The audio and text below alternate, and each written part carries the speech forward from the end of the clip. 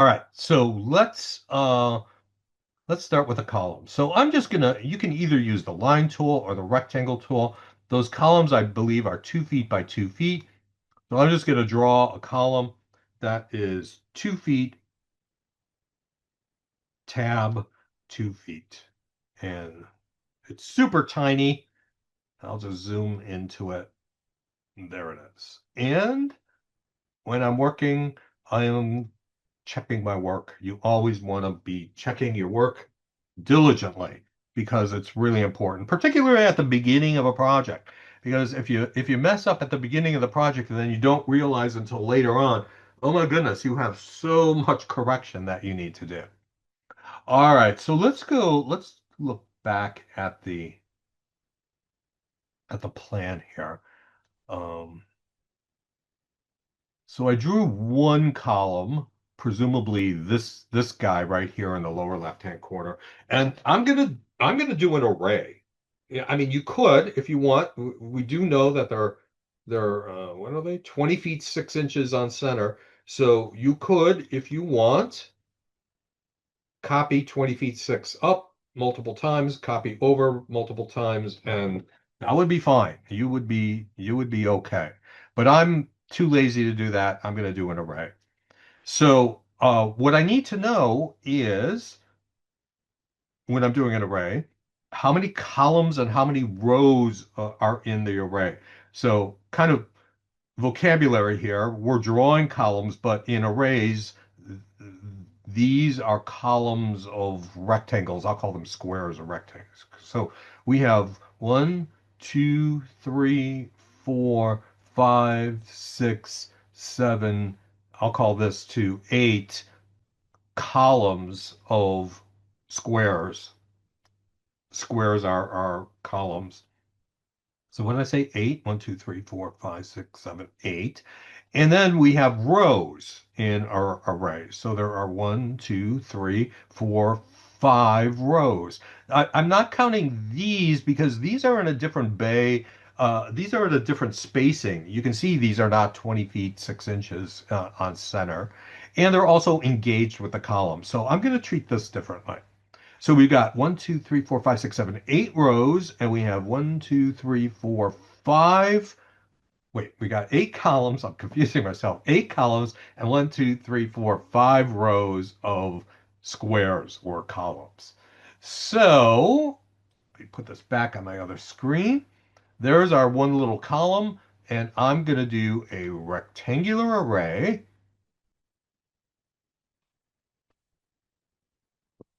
And I said 8 columns, so I'm going to type in 8 up here in columns and in rows, 1, 2, 3, 4, 5 rows.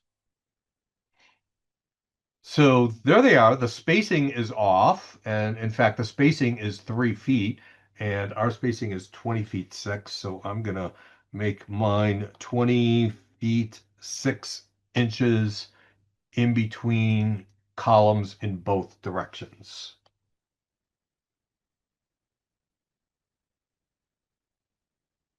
And if you want to check your work, if I go to the measure tool and I measure between the columns, hey, that's 18.6. That's not 20 feet six. And that's because when we're measuring columns, we're measuring from center to center of the columns. So what you need to do is do distance and then go from midpoint to midpoint. And there, sure enough, that's 20 feet six. So that is correct. And let's just do it in this direction as well, just to make sure. And indeed, I've got that right. Okay. I want to go back into the array tool, and I'm just going to click on my array. And when I click on the array, I get my array ribbon that is up here. And well, no, I guess I'm done here. Uh, yeah, I guess I'm done. I've got mine. So I'm going to want to erase some of these columns because they're going to be outside the building, but I'm not sure which ones I'm going to erase yet. So I'll get to that when I get to that. All right. So now I have a couple partitions I need to deal with. These partitions here and these here are called demising partitions because they demise our space, our tenant space, from another tenant space. And demising partitions are, I was going to say usually, but always they're rated. A rated partition is a fire rated partition. And usually a fire rated partition is 5 inches, but for whatever reason, we generally show a rated partition as 6 inches. And I think it's just helps to graphically make a distinction between the rated partitions and or one way to show graphically the difference between a rated partition and then our interior partitions, our interior walls that are going to comprise our offices and conference rooms and break room and all of that stuff that's going to be inside of our space. So I am going to make my demising partition 6 inches thick. So uh, I'm going to start down here, and I want them to be centered on these columns. I want them to be right in the center of the column. So there's a lot of ways that I can do this. I'm gonna you could So you could draw a center line if you wanted, and then offset half of 6, which is 3 inches, and half of 6, which is 3 inches, and then erase the center line. That would be totally fine. But I'm gonna O track over. So I'm gonna start at the midpoint of the column, and then O track over to the left 3 inches. 3 inches is half of 6, and then I'll go straight up, perpendicular, and then offset 6 inches. So now I have a partition here that is 6 inches thick and it's centered on this column here. Okay, so now just boink, boink, boink, keep doing it. Or because I like to do the lazy man's method, I'm going to copy this partition. So I need a base point. I'm going to choose the lower left-hand corner. Any one of the corners would be fine. I'm going to choose the lower left, and I will copy to the lower left of this column, and copy it to the lower left of this column, and to the lower left of this column, and to the lower left of this column. And there is, boom, I've got that wall. So I'm going to do the same thing over here. Draw center line, offset, offset, or O track over 3 inches and draw a line. But just to keep it fresh, I'm going to use mirror.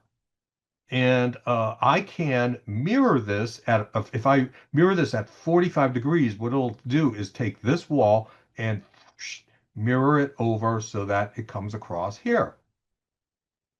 So that's what I'm going to do. So I'm just going to use mirror. You don't have to do it this way, but I'm going to. And I will choose as a base point this lower left-hand corner. And I said 45 degrees. So if you notice, as I'm coming up with my mirror line, it's kind of like it's going into place, isn't it? And look at the angle of my mirror line, that brown dashed line. It's at 45 degrees. It's or more or less at 45 degrees. So what I'm going to do is I'm just going to just to ensure that it's right at 45 degrees, I'm going to go right to that endpoint. So my mirror line is going from the lower left corner of the column to the upper right corner of the column. Erase source objects? No. Ta-da. So this is cool. I literally only drew one wall and I have all of these. All right, so I'm going to copy this over, and I'm just looking at the handout and following along where those walls are. And I just copied this one over to here. You know, what you could also do is you could have mirrored this and use the midpoint of this column, and that would work fine as well. Okay, so over here, this is where we've got our glazing. So our atrium is over here, and we've got some glass running along here. So I am gonna not do that on the walls layer. I'm gonna do that on my glazing layer.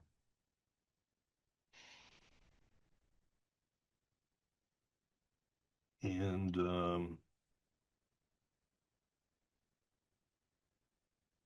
our glazing will also, just like the walls, be 6 inches. So I'm just gonna offset 6. Just doing the same thing that I did for the walls, but with the glass. So I'm gonna put some mullions in here. So I'm not gonna do these over here until I get the glass mullions in over here. So let's look at that. What is the spacing on those mullions? I hope I know. Do I give any clues? I do. So in between each mullion here, so our mullions are going to be 2 inches. That is industry standard. We just show this. Generally speaking, mullions are 2 inches wide. So I'm going to have a little mullion and then offset 4'5", and then have a little mullion and then 4'5", mullion, 4'5". So I'm going to do that right over here. So I'll just use my O tracking, O track over 2 inches. There's my first window mullion, offset 4, oops, 4'5".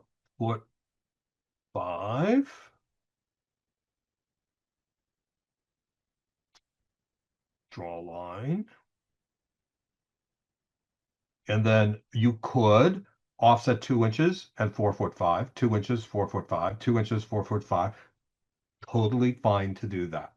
But I think what I'm going to try is I'm going to copy this, and I'm going to use the lower left-hand corner of this mullion here. And I'm using the lower left-hand corner, the left side, the lower left-hand corner of this mullion because I already have a lower left-hand corner of where this mullion's going to be over here. So let's just try it. I'll copy it over to here. Look at that. And to here. And to here. And if I've done everything right, over on the right side, I should have 2 inches. Watch it not be 2 inches. It is 2 inches. 2 inches by 6 inches. So boom, I've got that. So you don't have to do that way. You could, the traditional way, offset 4'5", then offset 2 inches, offset 4'5", offset 2 inches, 4'5", 2 inches, 4'5", and you would get the same thing. Okay, so now I got that bay. Let me just look at my handout here because I can't remember how it goes. So I've got 2 bays and then this bay. You know what I'm going to do? I'm just going to copy this 1, 2, 3 times, and then we'll manipulate this one over here. So let's do that. Copy. Just going to copy this whole glass wall here. Choose one of the corners. This time I'll just choose the lower right, but it could be any one of the corners as long as you are consistent. So I did lower right over here. So I'll do lower right over here. And then I'll do lower right over here. I'll do lower right over here. Okay. Let's see what is next. So then this comes down and then it goes over, and then I have to start dealing with this. So I'll do this much, and then we'll come back and then do the exterior walls. So again, I don't feel like drawing, so I'm just going to copy.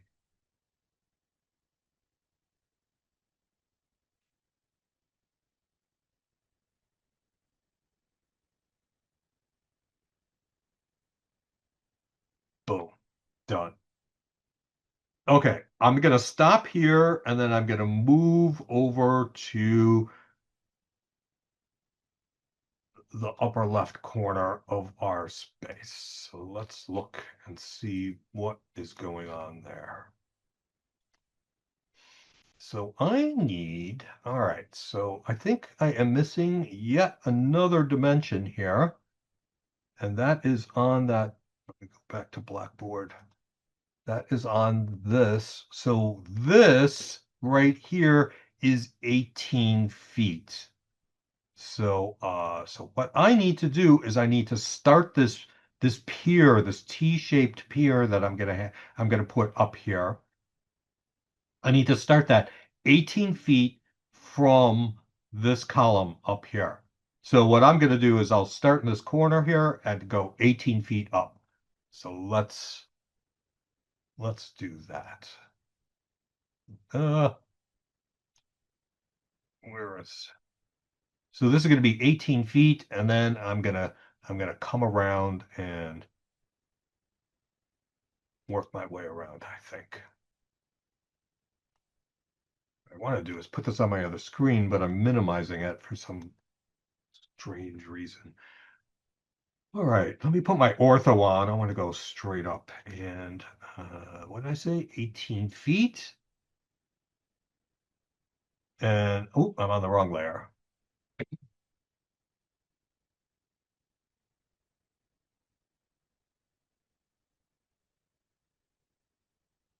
And now I'm just gonna go around here. I'm following the handout, and it goes 2 feet to the right, and then 1 foot 6, and then 1 foot 6, and then 1 foot 6.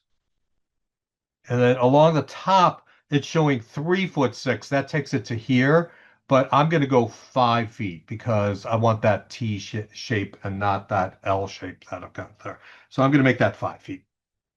And then down 1 foot 6. And I could either type in 1 foot 6, but I could also, I could use inferences. So I could come down here, hover over here, and there it comes down 1 foot 6. And then I could come over here, hover 1 foot 6, and then come back to that. So there is my T shape there. I'm going to trim out the wall here that is extending into it. So what we drew was this. We drew this guy over here, but we drew this guy here, and we put it over here. So it's like this T shape that comes from like this. Okay, beautiful. So now let's draw this window. It is 3 feet wide, and it looks like the windowsill from the inside of the wall here is 9 inches, and then the thickness of the window itself is 6 inches. So with that, and we have two little window frames here and here, and those are going to be 2 inches thick. So I am gonna draw that right now. So 3 feet. I'm on the wrong layer, but that's okay. And again, put this on my other screen so I can see it. So let me put that on my glazing layer where it belongs. And then offset that windowsill 9 inches. And then the glass, the thickness of the actual window is 6 inches. And then I've got a little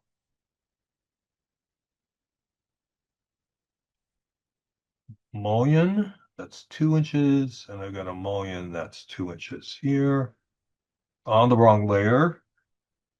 And then the way we show glass is with a single line that goes from the midpoint of one window mullion to the midpoint of the other mullion. That is how we show glass. All right, these are on the wrong layers. I'm going to use match properties here and put all of this on my glazing layer. And then I have this little pier here, or this little piece of wall is 2 feet across by 1'6". All of our walls are 1'6". So I'm just going to draw that guy right here. 2 feet by 1'6". And if you didn't want to draw 1'6", you could come over here, just hover over that, and then come back, and there it will snap to 1'6". Similarly, if you didn't want to type in 2 feet to come back here, you could just hover, and then it will snap, come back down. And I may as well check my work. And indeed, it is 2 feet wide by 1'6". Gorgeous. Okay, so I got 3 windows, I think.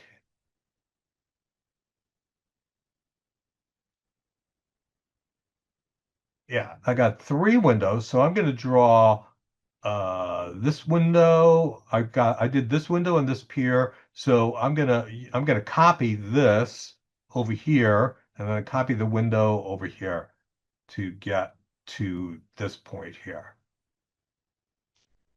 So I'm just gonna copy that and that. I'm not copying this or any of this, just the window and this piece of wall here. And I got 3 of them. Well, I have 2 of them. There's 2. And then I have this pier. I'm going to have another window, and I'm going to have this another pier that looks just like this over here. So what I could do is copy, but I think I'm going to mirror. I'm going to think I'm going to mirror this. So I'm going to go to mirror, and I'm going to grab this pier, and I'm going to grab this window, and then I will use this middle. Remember, there's a window over here, so we're going to use the middle window here, this one, the midpoint of it, and oh, look at that. Come straight down, erase source objects, no thank you. And there we have our first bay, or our first exterior wall bay. Beautiful. Okay, so now let's look at our building shell here and what's going on. So we've drawn this much, right? And this is one exterior bay right here. So I have one bay, I have 2, 3, 4, 5, 6 bays. This one's a little different, so we'll treat this one differently. So what I'm going to do is copy this 1, 2, 3, 4, 5 times, and then we'll deal with that guy over there. So let's copy all of this, not including this first bay. And let's go from, we just need to be consistent. Any one of these corners will be fine, but I'll just choose this lower right one for lack of a better one to do here. So I'm just going to copy it. What did I say? 5 times? 1, 2, 3, 4, 5 times. My memory. All right, so 1 time, twice, 3, 4, 5. There we go. How fast we're doing this. It's amazing.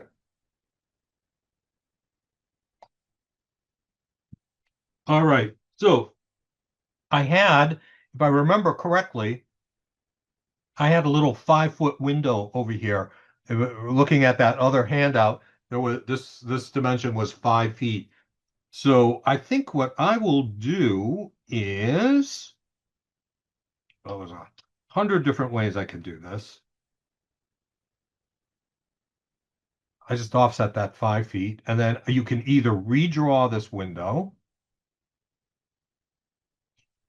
I think I'm going to redraw the window.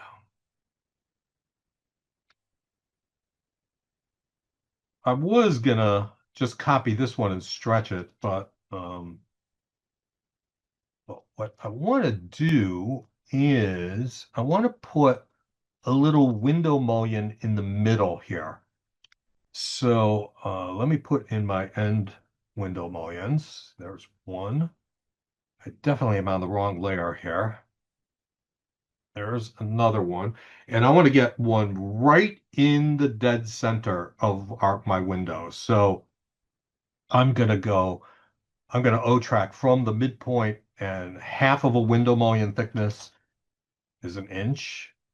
And then I will offset 2 inches because window mullions are 2 inches. And let's do some measuring. So 2 inch window mullion, 2 feet 3, 2 inch window mullion, 2 feet 3, 2 inch window mullion. Perfect.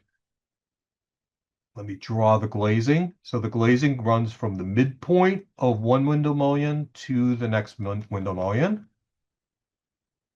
And then I want to get this all on my glazing layer. So I'm using match properties.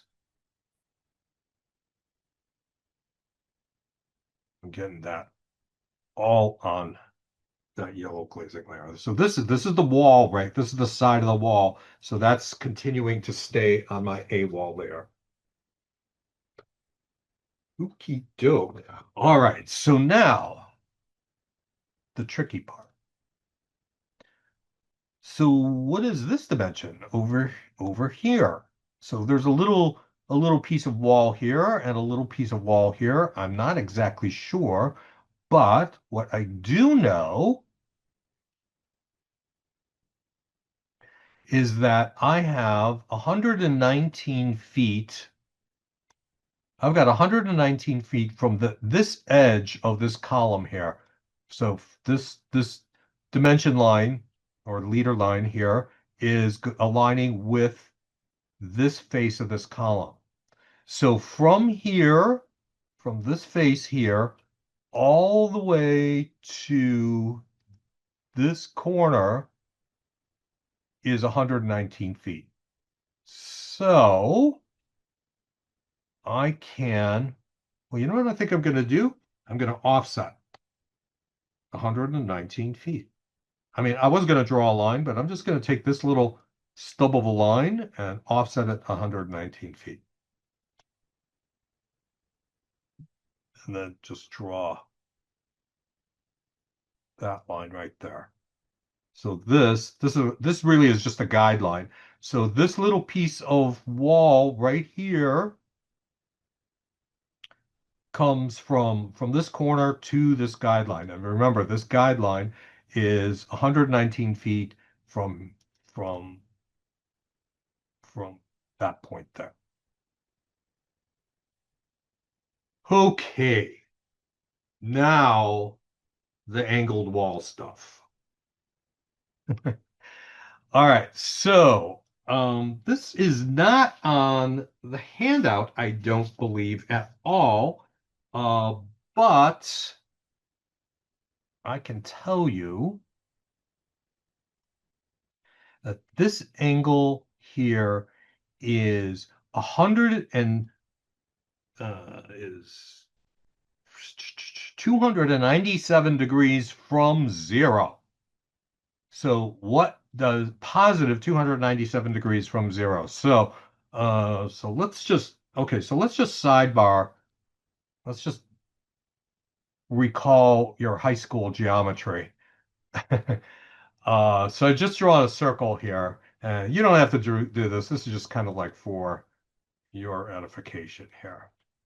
So there's a circle, and I've got this little line here is running from the center of the circle to the perimeter of the circle, to the edge of the circle. And if I rotate this circle or rotate this line from the center, let me turn off my ortho here. As I'm rotating, like more or less, I'm kind of just eyeballing it here. That is a 45-degree angle. So we start, this is zero right here. and then we move in a counterclockwise direction. And those are positive degrees or angles. So this is like 45 degrees. This is 90 degrees. This is 180 degrees. This is 270 degrees. And then when it comes all the way back, that is 360 degrees. There's 360 degrees in a full circle. So when we're measuring, we are going in the clockwise direction uh, uh, when we have positive angles. If I go in this direction, those are negative degrees or negative angles. So we're going to be drawing. Let me go back to my handout here. We're going to be doing a fair amount of drawing on this angle here. Now, not so much today, but we've got a little bit going on over here. But when we start putting in the interior partitions, many of those partitions are going to follow this angle. So way back in CAD 1, we talked about we very often are using ortho mode to get right angles, but just to the right of it is our polar tracking.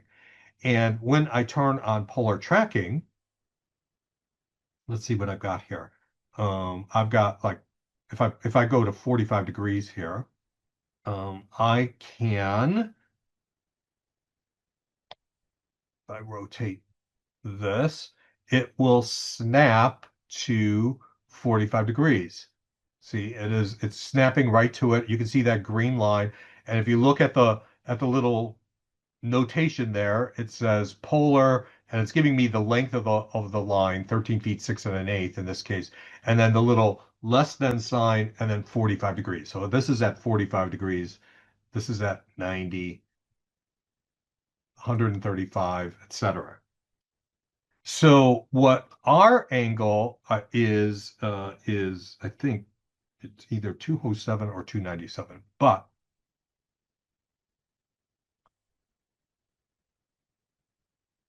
what we want to do, and it looks like I've already done this. I think I did this um, a couple days ago just to play with this. So I already have these specialized angles in place here.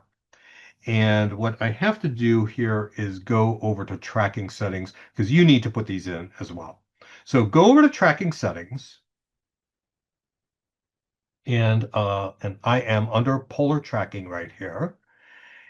And right now my polar angle setting is set to 45 degrees. And it's set to 45 degrees because when I clicked on this, I chose 45 degrees.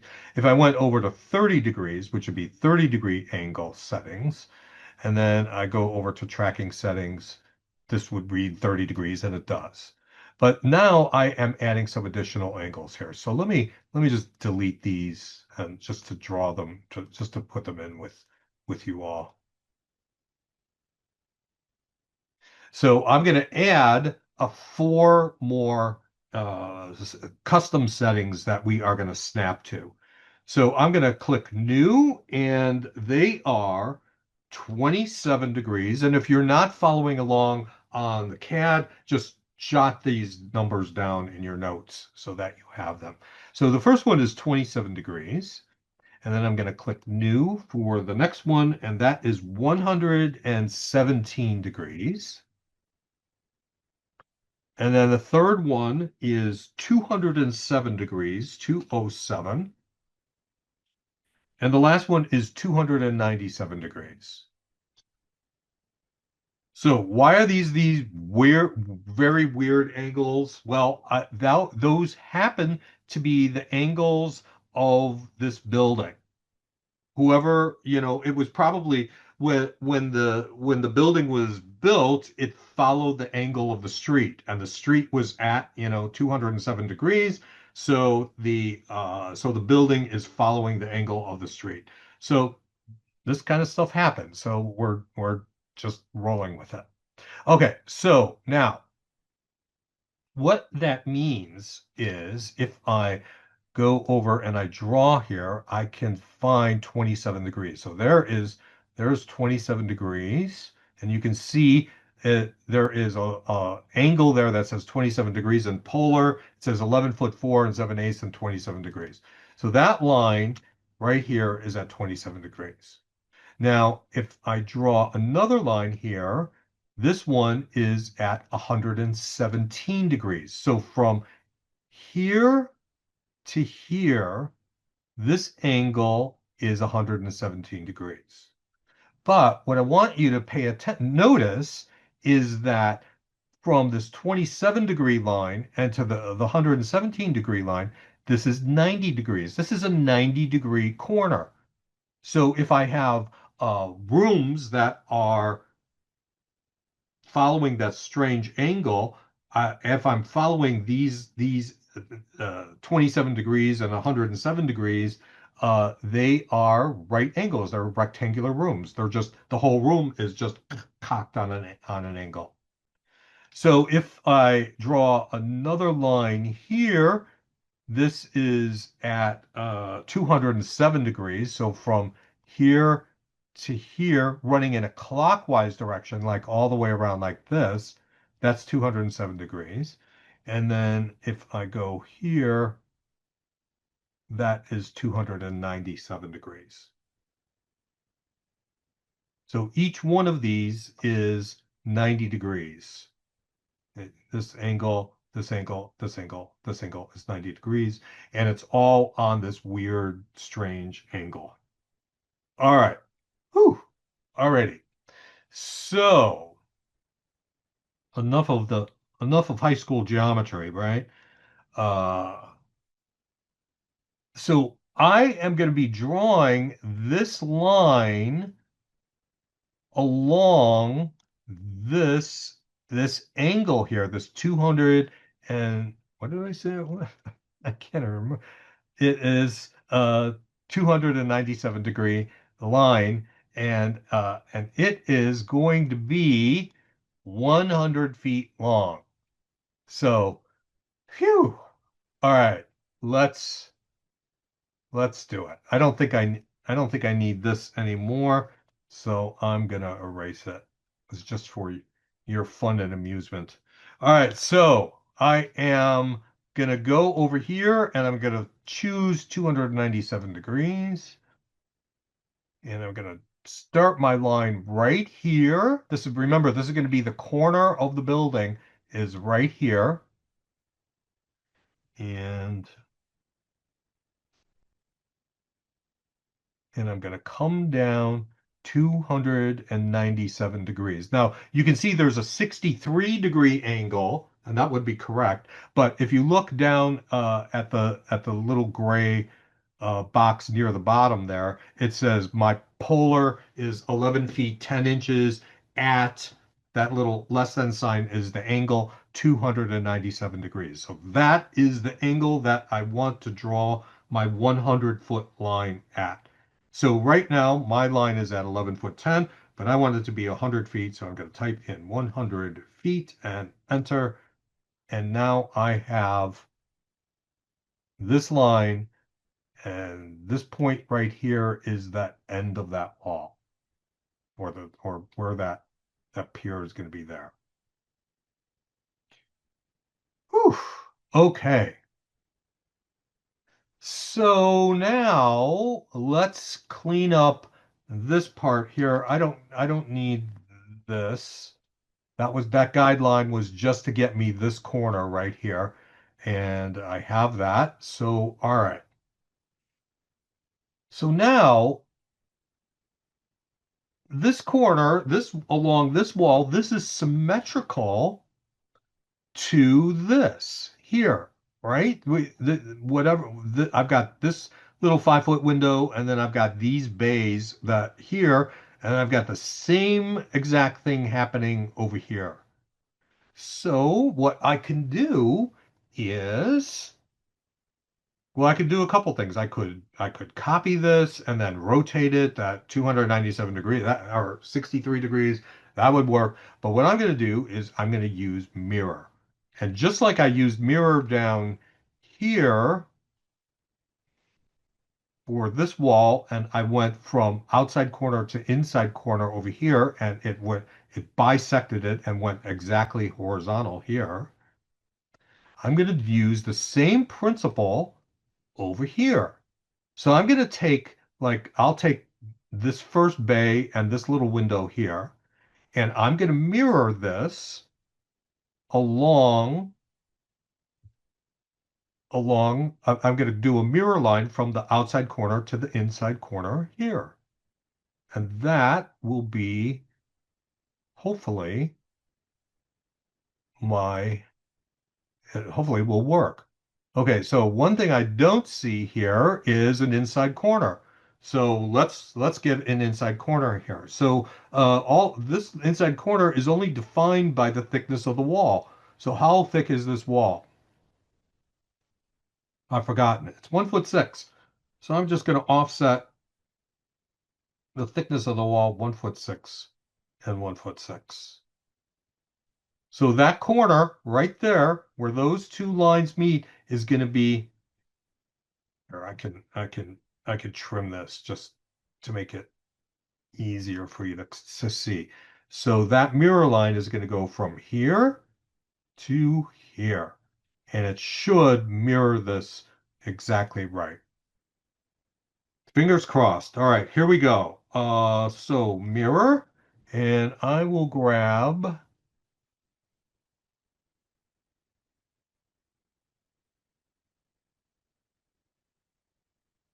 this bay and this corner, or this little piece of wall here. So that's what I'm going to mirror. So let's hope it works. First point of my mirror line will be here, and my second point will be right here. And look at that. Erase source objects? No. It's following those lines precisely. Precisely. Beautiful. Okay. So now let's look at the handout one more time.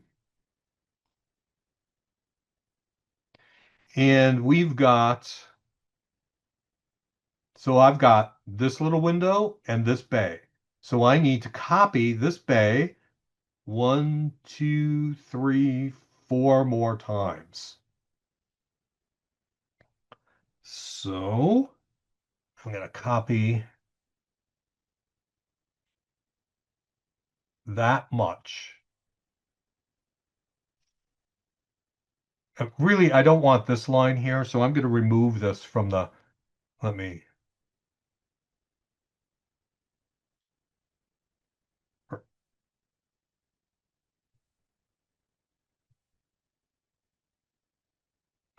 so I want to remove this little line from my selection set. So I'll just type R to remove, and then I'll just remove this. Okay, so I've got this window, these three windows, and then this T-shaped pier over here. All right, base point. So just like we did before, I'm just going to choose one of the corners. I'm going to choose this corner, this lower corner of that pier, and I will copy it to this lower corner of this pier. That's one. What did I say? 4, 2, 3, 4. And so if you look at the handout, this 100 feet goes from this corner to the midpoint of this pier here, of this T-shaped wall slash column slash pier. And if I look at my little line that I drew, there it is, that 100-foot line, indeed, it is coming right to the midpoint of this pier here. So I don't even think I need that line. I'm just going to erase it, in fact. Just going to delete it. Yeah. And I don't need this inner line anymore. That was kind of a guideline to help me get this inner corner. So I will just delete that as well. And there, ladies and gentlemen, is our lovely angled wall on that weird, bizarre 297-degree angle. Genuinely odd. All right. Now, let's finish this off over here. So this wall here, so this is coming straight up right at the midpoint of this column here. Some distance, I'm not exactly sure what. And this is coming right at the midpoint of this pier here, or this column, at that bizarre angle here.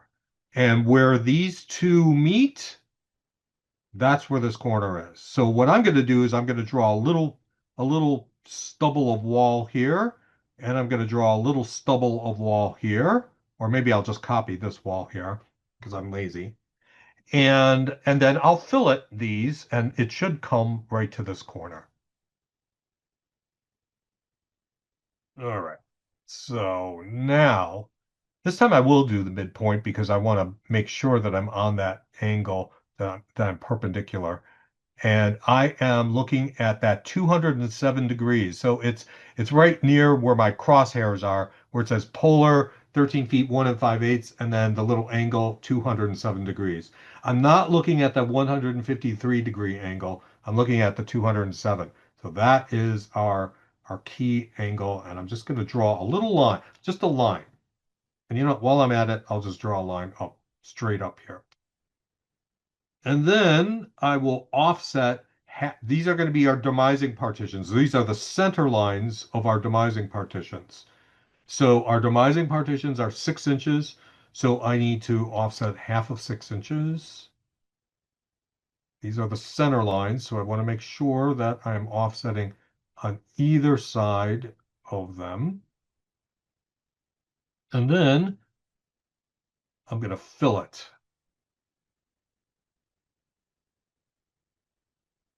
And there is our wall. So I no longer need the center line, those little center lines that I drew. So I will just erase those and voila. And we now have our fully encased space. So I got some columns here that are outside of my space here. And I want to get rid of those. So I could, um, I think what I'm going to do is I'm just going to explode my my array. So I'm going to turn it from one entity. Right now, that array is one entity, and it's one entity. I know it's one entity because when I click any one of these columns, they all highlight. But if I just use explode, and I'm just going to, the explode command is just the letter X as in explode here. And if I explode this array, doesn't look like anything happened, but now each one of these columns are individual separate entities. So now, obviously, I don't want columns outside the building. I'm going to erase those. And I think there's a couple here that are really close. Don't need those because this wall is picking that up. So I'm just getting rid of those extra columns. And I think our atrium here doesn't have columns either, so I'll blow those away as well.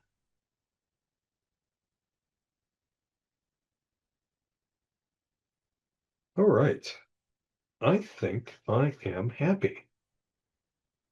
So, I did mention that, the building continues on off to the left and the building continues on down in this direction here. So what I'm going to do, there's a window right here, and I've got this window. I think what I'm going to do is I'll just going to carefully copy this window here, just right to here. And there is a little cut line. If you look at the handout, there's a just tiny little cut line right here, and that's telling whoever's reading my drawing that this wall is continues on, right? There's more to come down here, but we're not showing it. This little cut line is just saying we're cutting this wall, but it keeps going. So I'm gonna just put that little cut line in here, and to do that, we used to have to do it by hand, but now AutoCAD's got in its Express tools up here. There is, oh, I'm calling it a cut line, but AutoCAD calls it a break line. So same difference, does the same thing. So I'm going to go to break line symbol here, and I'm just going to draw a line more or less like that. And it's asking me for the location of the break symbol. The break symbol is that little Z-shaped thing, and it's saying midpoint. Do I want it at the midpoint? Yes, I do. So I'll just hit my enter key, and there is my cut. Now, if yours is coming in at a weird angle, let me just draw another one here, or a weird size. Maybe yours is too big or too little. What you can do, I'm gonna just draw another one here. Before you start drawing it, coming down here, you can choose size. So if I click size, mine is set to 5 inches, and 5 inches happens to look pretty good to me. But if yours needs to be bigger or something, you can type, I'll just do for the heck of it, I'll type 8 inches. And then when I draw my break line, you can see it draws a much bigger break line here. But five, I think works pretty well. So I'm just going to trim this out right here. And I'm going to put that break line on the glazing layer because it's cutting through the glass. So I may as well just put it right on my glazing layer.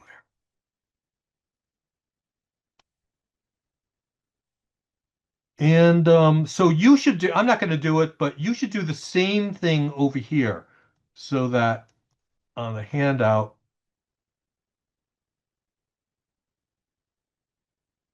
you can see that this glass is continuing on off to the left, and you should just show the glass and show a little cut line. Same deal. All right. I think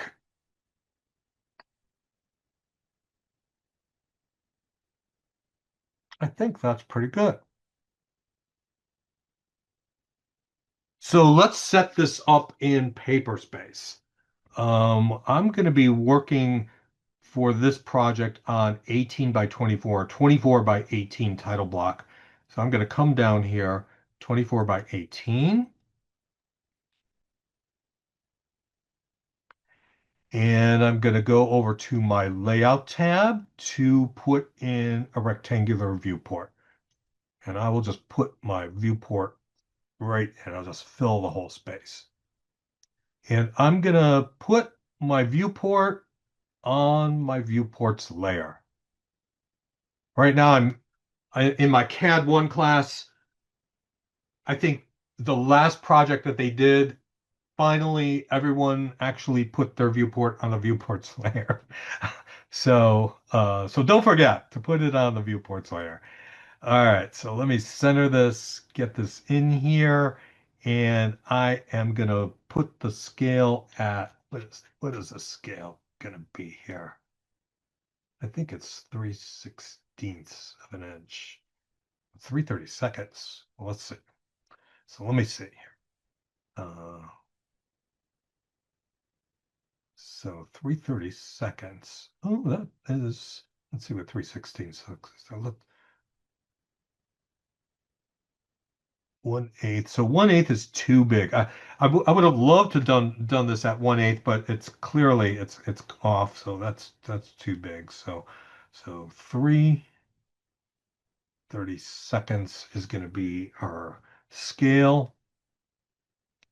lock this in or lock the viewport once you get the scale in. And let's talk about popping in a few dimensions. So, let me, I'm in white model space. We want to do our dimensioning in white model space always. And I'm going to go to my ANO DIMS layer. So we're gonna put our text on not our text, our dimensions on A annotation dimensions layer, A anno dims. And I'm going to kind of follow what is going on in the handout. Let me go over to annotate and linear. And this first dimension goes from this corner here to here, 119 feet. So when you're dimensioning, what you want to do is you want to leave some breathing room. You don't want your dimension right on the wall like I'm showing right now. That makes it difficult for whoever's reading your drawing. These drawings are, a lot of people are going to read your drawings, and you want your drawings to be as legible and professional as looking as possible. So you want to leave some breathing room, some space in between the wall and your dimension line, more or less like that. Now, this angled wall here, this angled dimension, a linear dimension's not going to work. So if I go from here to the midpoint of this pier, it's doing either a vertical or a horizontal dimension. And that's not what I want. I want an aligned dimension that aligns with this wall here. So instead of a linear dimension, I'm going to click down here and go to aligned. And you can see it's on an angle. So that's just what we want. And I'm going to go from this corner to the midpoint of this pier. And it should be 100 feet, and indeed it is.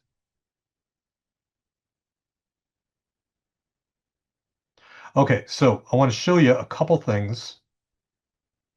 When we're dimensioning the columns, let me go back to linear. When you're dimensioning a column, you're always dimensioning from the center of the column or the midpoint of the column to the midpoint of the column. That is how we dimension columns. So if these columns were round, it would be from the center of the circular column. But in this case, they're rectangular, so I'm just going from the midpoint of the column to the midpoint of column. That is the convention for showing dimensions on a column. Now, I am not going to dimension every single one of these columns. That would be just like ridiculous, right? So what I'm going to do is I'm going to tell whoever's reading my drawing that this is 20 feet 6 inches typically. This is a typical dimension. So I'm going to just type in TYP next to the dimension. So to do that, there's two ways to do this. I'm going to show you both ways. So first, just the first way is just double click on the dimension, and you can see that the dimension is highlighted here, and you can see there is my little cursor is right here and to the left of the dimension. So I could actually, I could put in some text to the left of the dimension. But I don't want to do that. I want to do it to the right of the dimension. So I'm just going to hit my tab key so that I am on now the right side of the dimension. You can see the little flashing cursor there. And now I will type in caps typical. TYP is shorthand for or abbreviation for typical. And then I'll just close my text editor, and there I've got 20 feet 6 inches typical. Easy way to do it. Now, if let me do this column over here. I'll do a linear dimension. I'm going to come across, and I want these. I'm going to just to keep things neat and orderly. I have this dimension here, so I always try to align my dimensions when I can. So I'm just going to come over to this dimension here and click. And what that did was it aligned this dimension line with this dimension line. They're both in the same line. So that is nice and neat. So the other way to do this, I could over here, I can also double click and I get the same kind of deal, right? But let me show you another way, and that is using your properties palette. So if I go over to view and properties, oops, here's my properties. I had it open earlier and then I collapsed it. So I'm going to just click on the dimension here or the dimension line here. If I go to my properties, there is all kinds of information about this dimension here. Tons of stuff here. And it is divided up. So miscellaneous lines and arrows, and here is text. And if I come all the way down to the bottom, you can see that the measurement is at 2 feet. And the text override is right here, and it's just flashing, and I can override the text here. I can just put in, anything I want, like column size if I wanted, and it'll type in column size here. I don't want to do that. I want to have that dimension. So what I can do here, let me select the dimension. What I can do here, find my text here, go into here. What I'm going to do is I'm going to show a less than and a greater than symbol. What that is, that symbol tells me, or that symbol tells AutoCAD to figure out what the dimension should be. Use this measurement as the dimension rather than an override. Because I could actually cheat if I wanted, and I could say this is 5 feet 0 inches if I want. And look, it's making that 5 feet, which is wrong. We don't want to do that ever. Well, almost never do we want to do that, but we could if we wanted. So, but we want AutoCAD always to be the one that's calculating dimensions. We don't want that responsibility or the bad word liability, because if we type in a dimension and then that dimension is wrong, we're on the hook. So we always want AutoCAD to be making the calculation. So the less than and greater than symbol will tell AutoCAD put in that 2 foot dimension or put in that measurement dimension. And then I'll just put in a space and I'll type in TYP and enter. And there it has 2 feet typical. Now on the handout, what I showed the typical underneath the dimension here. And to do that, let me show you how to do this. And this is completely non-intuitive.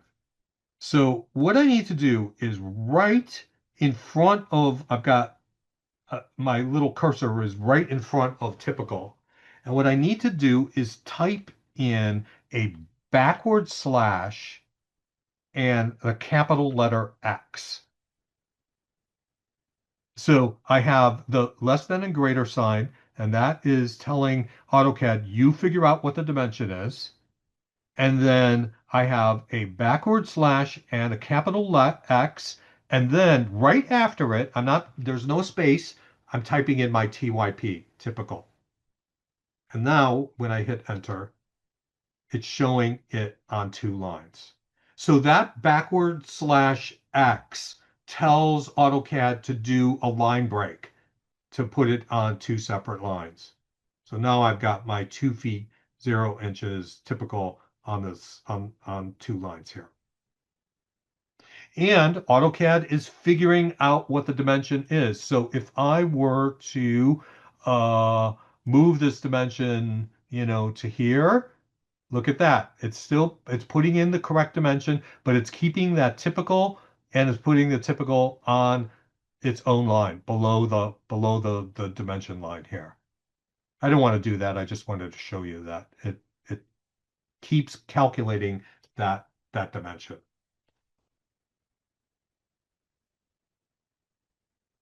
Okay. I think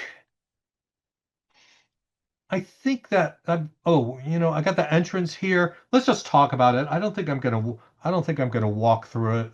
Just give you a little opportunity to do this on your own.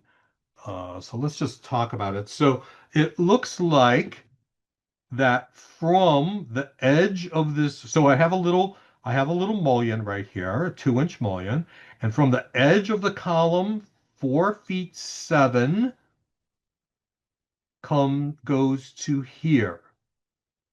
Right? So I'll O track over 4 feet 7 from the corner of the column to here to get this line. And that'll be this window. And then this is a weird custom corner window here. So I this little line here, this little line is 2 inches. So I can offset 2 inches here to get this corner here. Then I want to go up along here, and then I'm going to start over on this corner, and I'm going to come up in this direction. I have a feeling, you know what I'm going to do? I'm going to lay this out because I'm not sure that these dimensions are absolutely correct. They might be, but I'm not sure that they are. They look wonky to my intuition here. So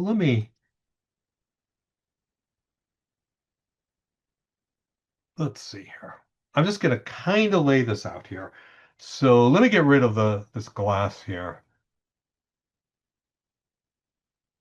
And I've got this first mullion, and I said that the next mullion was 4 foot 7. So I'll just come from here, 4 foot 7.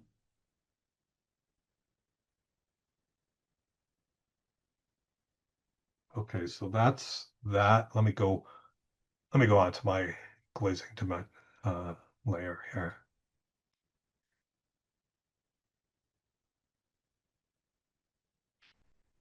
So I'll offset 2 inches, and then I'm going to go on that 27 degrees, some dimension. I'm just gonna wing it like that. And then I'm gonna go from this corner along this 117-degree angle like that. And let me fill it. So now I'm going to offset 6 inches. Our windows are going to be 6 inches. So I'm going to offset down and then I'll offset over. And then if I fill it here, and I can extend by if I go to trim and then hold shift, I can extend and extend. And then I've got a little window mullion here, offset 2 inches. So whatever this is, that's what it is. You don't if yours doesn't come out to 5 foot 10, don't worry about it. That's okay. But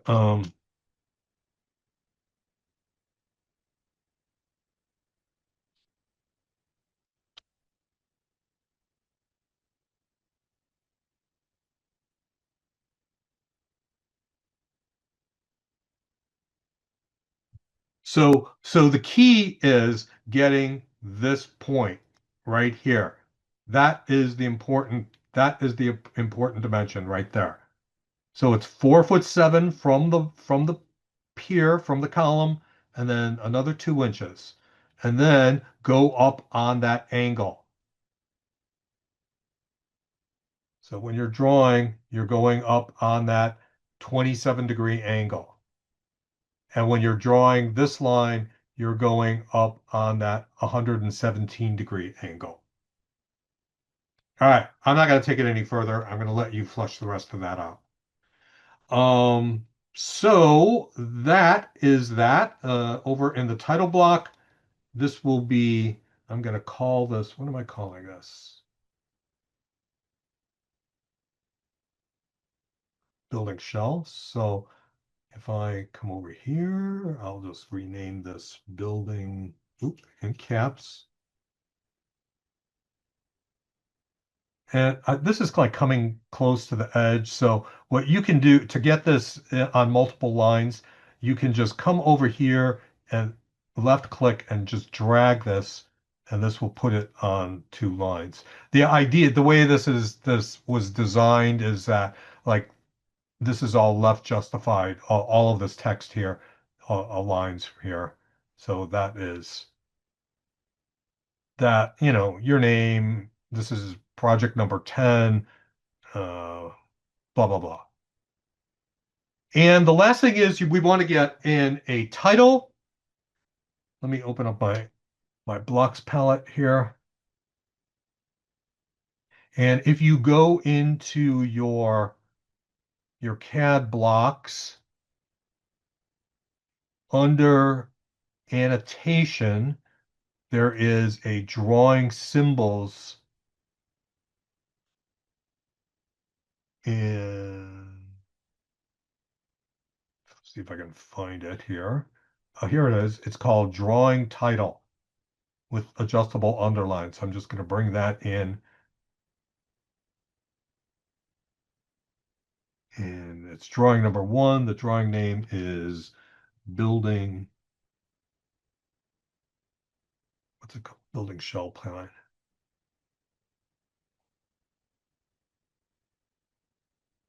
And the scale is 3/32.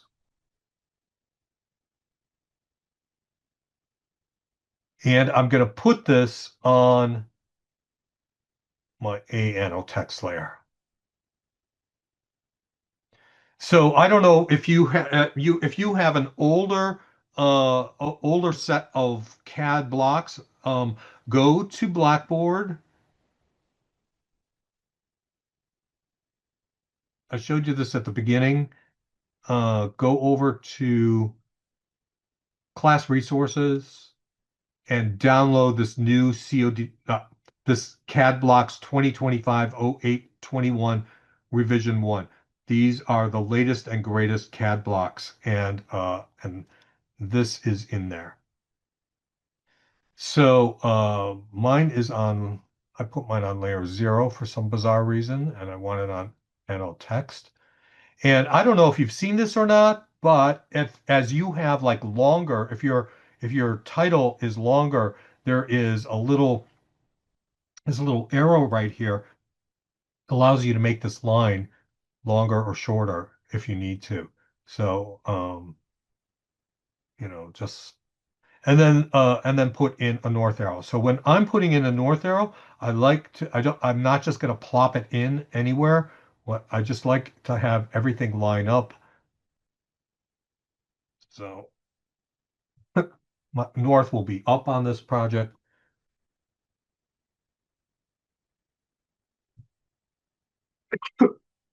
Excuse me. And there you go. So let's see.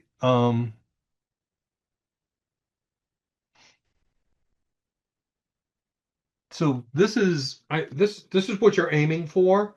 Um, the dimensions, show these dimensions here, building shell, north arrow, put in your door, make sure your stuff is all on the right layer. And oh, you know what? We should poche. Let's talk about poching. So poching walls is coloring in or filling in walls. If someone says to you, we need to poche the walls, that means that poche is a French word and it just means filling in or coloring in the walls. So why do we poche walls?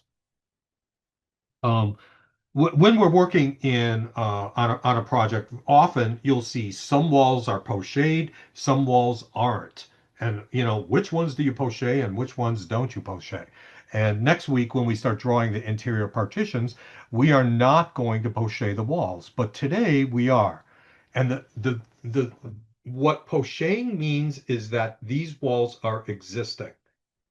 So when your contractor is looking at your project and he sees walls that are colored in, that are pochade, he's thinking, aha, I don't have to worry about putting in these walls. Like this wall, these walls here are going to all be colored in. So the contractor doesn't need to worry about that because those walls are all existing.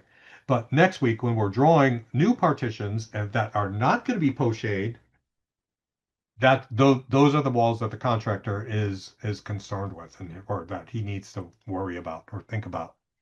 All right, so there is somewhere in here a layer for hatching right here. AHTCH is short for hatching, and poching is hatching, or AutoCAD calls it hatching. And right here is the hatch button. I'm going to click on it. And I'm going to do a solid hatch, which is right here. It's this very first one. And I am just gonna just hover and go in and start hatching. Now, what I don't do is I won't hatch the entire drawing in one go. I'll just do a few at a time, and then I'll just hit my space bar to get out of the hatch, and then hit my space bar again to get back into hatch, and then start hatching more stuff. I will only really just hatch like 3 or 4 things at a time, and then get out of it, and then get back in it, and then just keep going. So I do it in small batches. Why? Because sometimes you make a mistake and then you've been going boink, boink, boink, boink, boink, and then you have one that's not right, or something happens, or later you need to edit the hatch. Like maybe this piece of wall right here is is going to be open, and the tenant space will these two tenant spaces will be connected or something like that. And it's easier to edit a small portion of hatching than it is the entire thing. So don't go and hatch every single column all at the same time. Just do 3 or 4 or 5 columns at a time, or like a row of columns, and then hit your space bar and then get back into hatch and then, do some more. So do yourself a favor and just don't go crazy and hatch everything in all at the same time. Just do it little batches at a time. So next week, we are going to work on the partitions, the interior partitions, and that's when these 27 degrees or 117 degrees, that we've got lots of partitions that are on all kinds of bizarre angles. So we're gonna dive in with that starting next week.